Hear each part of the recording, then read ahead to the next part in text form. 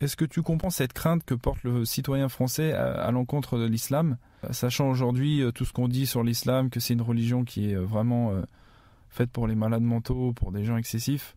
Quel message tu souhaites faire passer par rapport à tous ces préjugés? Bon, d'un côté, on peut comprendre parce que moi, donc comme je suis converti, ma mère aussi, directement, quand je lui ai annoncé que que je rentrais dans l'islam, elle a eu cette réaction, elle a eu peur parce qu'elle s'est dit qu'est-ce qu'il va devenir, est-ce qu'il peut-être il va se faire influencer, il ne devient pas extrémiste. Elle m'avait dit ça, elle m'a dit si ça fait quelqu'un de toi de bien, tant mieux, mais rentre pas dans les extrêmes. Donc ça, je pense que c'est normal parce que c'est inconnu la plupart. Si on pose la question qu'est-ce que c'est l'islam pour les non-musulmans, ils sauront pas, ils vont dire ce qu'on entend la plupart du temps, c'est des barbus, des voilés, c'est tout, c'est des choses un petit peu péjoratives en vérité. Mais bon, je pense qu'aujourd'hui cette idée elle est fausse en vérité.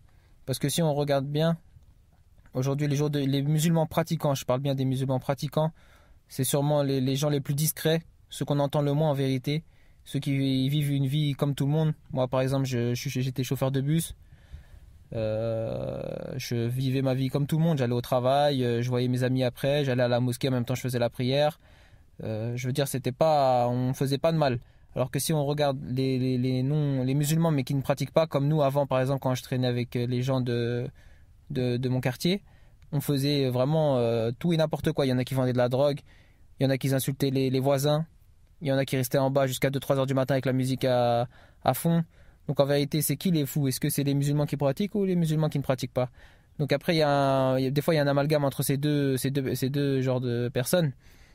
Donc moi au jour d'aujourd'hui, je voudrais passer un message aux non-musulmans, s'il y a des non-musulmans qui m'écoutent, c'est que ne vous faites pas avoir, demandez aux musulmans convertis qu'est-ce que c'est l'islam, et regardez chez eux les qualités, regardez leur comportement.